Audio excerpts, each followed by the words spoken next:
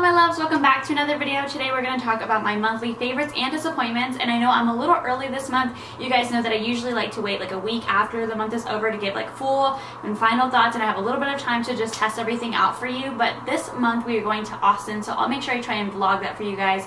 But of course I just want to make sure I have something up since I didn't put anything up last week. But without further ado, let's just go ahead and get into it.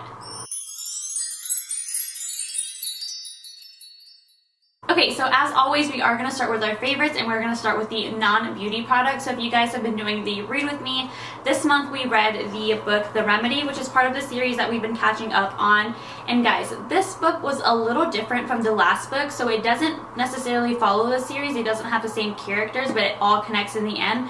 So it's actually like really disappointing when I started reading this. I was like, you're not James, you're not, everyone else, like who are you? But I actually ended up really falling in love with this character, and it's really good, and I'm so excited to get the next book. So that's what we read last month, and I highly recommend that you guys pick up this series. It's kind of like a teen book, and I feel kind of weird saying that because I'm like 25, but it is so good. It's such a good series. Me as a non-reader, now being a reader, like this helped a lot, like a lot. So I highly recommend that you guys look into the program series. If you guys want to continue reading with me, next month we are going to read Eleanor Oliphant is Completely Fine. So I saw this on Goodreads, and Reese Witherspoon has given it like really good reviews. So that's what we're going to be reading next month, in case you guys want to catch up with me on that, and we'll of course give a review on it next month. Okay, so now we can get into the beauty category, and I'm super excited to talk about this product. So this is the Cover FX Power Play Foundation, and this is what it looks like. And I am in the shade G50. The shade is a little bit off, and the range is a little tricky when it comes to this. Like the undertones aren't completely there, but the coverage on this foundation is amazing. I've seen it all over YouTube, and I 100% love this foundation. I wish it had a little bit more full coverage, but it's still really well because it's still kind of natural and sits on the face really nicely. I've been wearing this makeup all day, and it hasn't smudged, it doesn't crack, and I just think it's really good.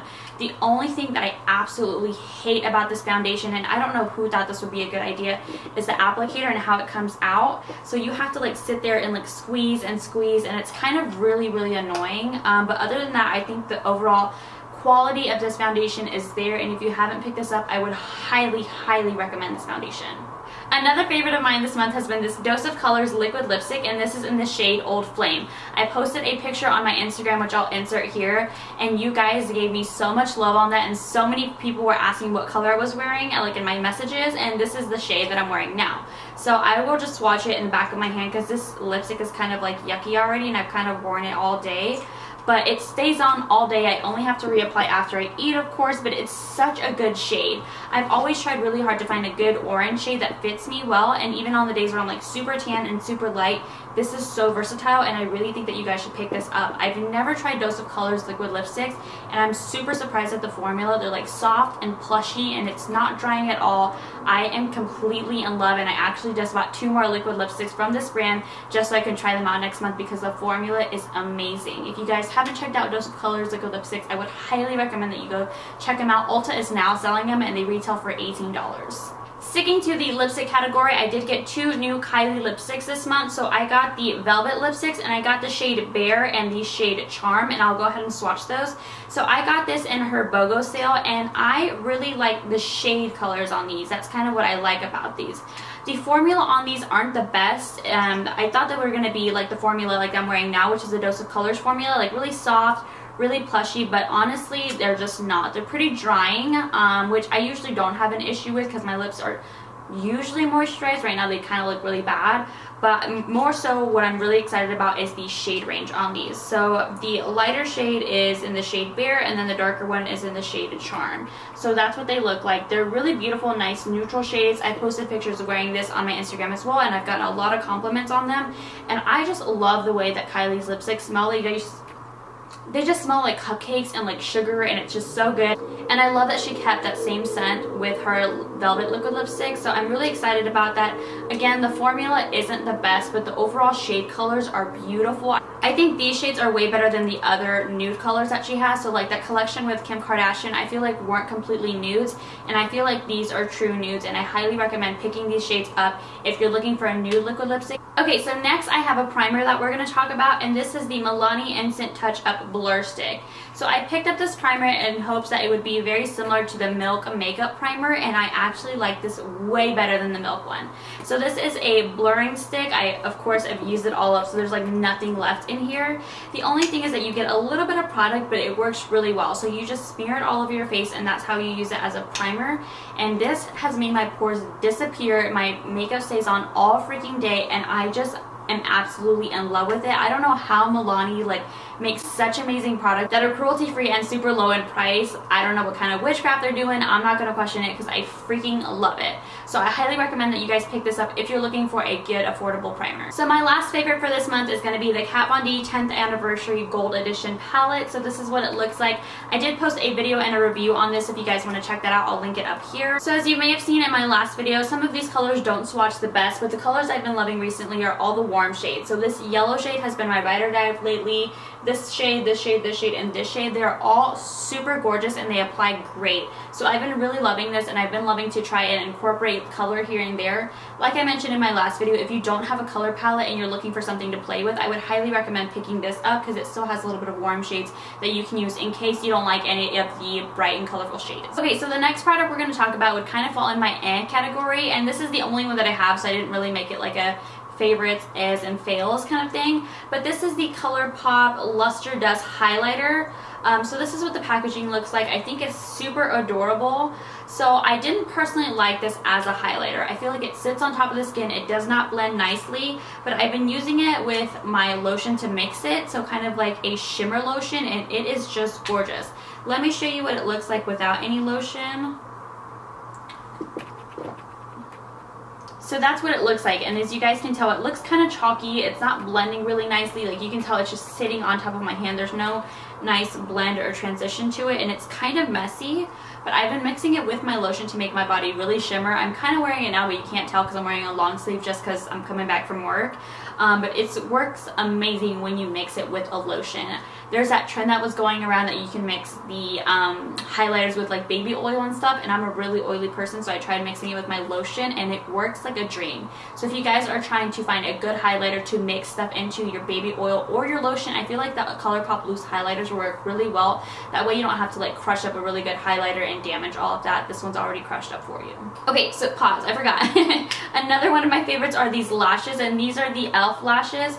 So e.l.f. recently just came out with lashes, like good lashes, and these are in collaboration with Wiley, I'm not sure if I'm pronouncing that correctly, but these are just so freaking natural, and they're like, I think they're like $4. I wanted to buy another set, but they've been sold out everywhere. So if you guys have a Walmart by you, I think Walmart is the last place where I saw this, because I went to Ulta, sold out, Target didn't even have them. So if you guys want to check out Walmart and pick these up, these are really good lashes. Like the band is very durable. They lasted me maybe, I don't know, maybe 7 or 8 uses. Right now they're kind of falling apart, and I tried to buy another set so I can put them on for this video, but again, they're completely sold out. So I think this is a really good investment if you're starting off with lashes. $4 to $5 is nothing compared to what they should be charging for these lashes. So if you are looking for some, I highly recommend these. Okay, so for this month I only have one fail, and unfortunately I am wearing it now. This is the Milani Prime Shield Face Primer. So this is what this looks like. I have no idea why I like the blur stick and not this, because I feel like it's kind of the same thing. Like the packaging even looks pretty similar. So like when you compare them, you kind of feel like they're the same exact thing. Because like I mentioned earlier, this doesn't give me enough product, so I was like, I'm going to try and pick up like a full-size version of this, and I went for this, and I don't like it. It's very silicone-y. It like slides all over the place. I feel super greasy, and like I mentioned, I'm an oily person, so this just did not work for me. And this is a kind of primers, I don't know if any of you have the same issue, but like when you put it on your skin, it'll start to form into like little crumbles and little balls, and it just gets all over the place, and sometimes it mixes into my makeup. And again, that is happening to me today. Good thing it's a really good foundation because you can't tell as bad. but I just was not a fan of this. So I think I'm going to go back, buy the Blur Priming Stick, and I'm just going to pass this along to somebody who may want this, because again, this just was not my favorite and I was not impressed with this at all. The last two fails that I'm going to talk about are non-beauty. So the first fail I'm going to talk about is Stitch Fix. So within the last 2 months, I received 2 Stitch Fix boxes and I just hated it so much. I was honestly so excited because in my head, I think my expectations on what Stitch Fix was kind of ruined it for me as well. My idea of this box was like, you pay $20, they send you clothes and you can like borrow it or whatever, like you can wear it out, and if you don't like it, and then you return it. So it's not like that at all. So they already have tags on it, so I was like, I can't like wear this out because then I have to like chop the tag off and all of that shit. And I was like, honestly, I don't know why I thought that. I was like, no wonder I thought that box was too good to be true. Like, you can wear clothes for a week and then like take Instagrammy pictures and then send that shit back. So I was way wrong on that. You cannot do that at all. You have to buy the products. And I was like, okay, fine. So I put all the products on. They were super fucking cute, but they are so expensive. I don't know if I'm just super cheap because I always go like to places like TJ Maxx, Nordstrom Rack, because I like high end, but obviously I'm not trying to pay for all that shit. So I like getting it at a discounted price. So when they send me a shirt, it was like $50, and I'm like, girl,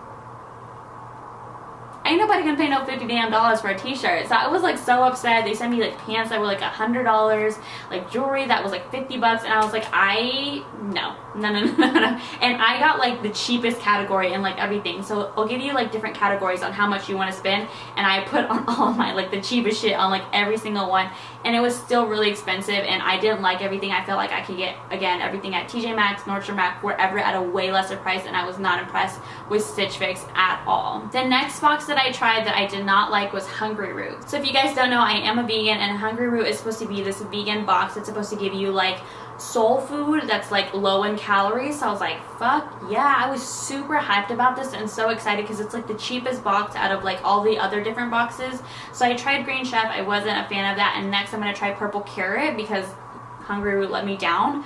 So with Hungry Root, the way that they're able to keep the calories down is no carbs, and I was like, yeah, no, I love some damn carbs. I love me some noodles. I love me some bread. I love me some grains. And like with them, it was like pad thai, but like instead of the noodles, it was like sweet potato noodles.